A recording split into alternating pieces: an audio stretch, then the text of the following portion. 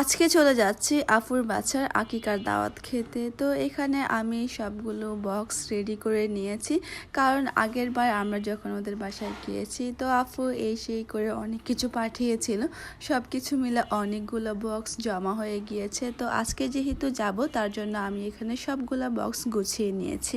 রাতে যেহেতু আপুর বাসায় যাব তার জন্য আমি তেমন কিছু রান্না করিনি। এখানে আমি রান্না করেছি মাছের মাথা, ভাত, তার সাথে আলু ভর্তা আর আগের লাউ ছিল, এগুলো মিলিয়ে খেয়ে ফেলবো। তার সাথে রাতে তো আপুর বাসায় যাচ্ছি, অনেকদিন পর আপুর বাসায় যাচ্ছি, তাই আবদুল্লার জন্য আমি এখানে পাকুড়া বানিয়ে নিচ্ছি। ও আমার হাতের পাকুড়া খেতে অনেক বেশি পছন্দ করে, তার জন্য আমি দুপুরে এই চিকেনগুলোকে ম্যারিনেট করে রেখে দিয়েছি আর এখন ভেজে নিচ্ছি।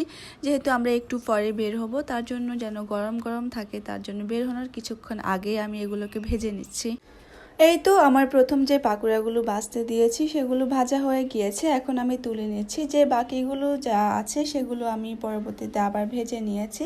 তারপর এই তো আমার সবগুলো পাকুড়া ভাজা শেষ, এখন আমি বক্সটা লাগিয়ে নিচ্ছি। পাকুড়া ভাজা শেষ করেছি আর সুন্দর করে সবগুলা বক্স লাগিয়ে নিয়েছি। এখন আমি রেডি হয়ে যাচ্ছি। আমি তো রেডি হয়ে গিয়েছি, বোরখা পরে নিয়েছি, সাথে ওড়নাটা লাগিয়ে নিয়েছি আর মাস্ক পরে নিয়েছি। আজহারুল তো এখন আজহারুলের শার্ট আয়রন করতেছে, তারপর সে রেডি হবে।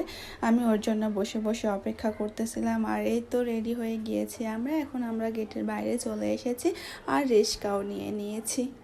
এরপর রিস্কা থেকে নেমে গিয়েছি আর আমরা শরীর আকড়ায় চলে এসেছি। এখানে একটা 99 একটা দোকানে আমরা এসেছি আর এখান থেকে আমরা আজমাইনের জন্য সুন্দর একটা গাড়ি কিনতে চাচ্ছিলাম আর কি।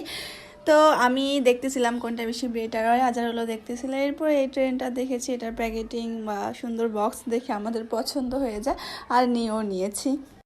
আবদুল্লাহ তো অনেক বেশি হ্যাপি, ও অনেক মজা করে খেলতেছিল। যদিও এরকম গাড়ির ওর কোনো অভাব নেই, তবুও ও যখন নতুন গাড়ি পায় তখন সেটা ভাঙা পর্যন্ত খেলতেই থাকে আর ও অনেক মজা করে খেলতেছিল। আবার আমি আপুর সাথে চলে এসেছি নিচতলায়।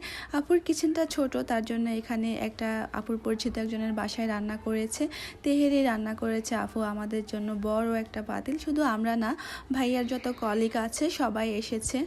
রান্না করা শেষ, এখন পাতিলটা উপরে নিয়ে যাবে আর আশেপাশের সব মানুষকে আপু দিনের বেলায় রান্না করে খাইয়ে দিয়েছে আর এখন যত কলিগ আছে সবাইকে দাওয়াত করেছে, তাদের জন্য এত বড় একটা পাতিলে রান্না করেছে। সাথে আমি আজহারুল এসেছি। আফু আর আজহারুল মিলে তো সুন্দর করে একদম সব কিছু রেডি করতেছিল, সবাইকে এখন খাবার দিয়ে দিবে। তারপর এই তো এখানে অনেকগুলো প্লেটে ওরা খাবার নিয়ে নিয়েছে।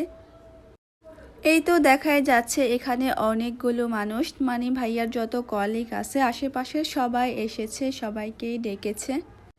সবাই তো খাবার খাচ্ছে অনেক মজা করে, সাথে আমিও খাবার খেতে বসে গিয়েছে। আপু তো আমাকে একদম বড় একটা প্লেটে করে 1 প্লেট দিয়েছে তেহেরি।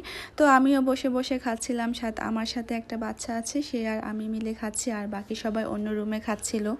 আমরা যে ট্রেনটা নিয়ে গিয়েছিলাম আপু বলতেছিল এরকম একটা ট্রেন ওর আছে আর ও অনেক তাড়াতাড়ি ভেঙে ফেলে, তার জন্য আমরা চেঞ্জ করে আরেকটা গাড়ি নিয়েছি।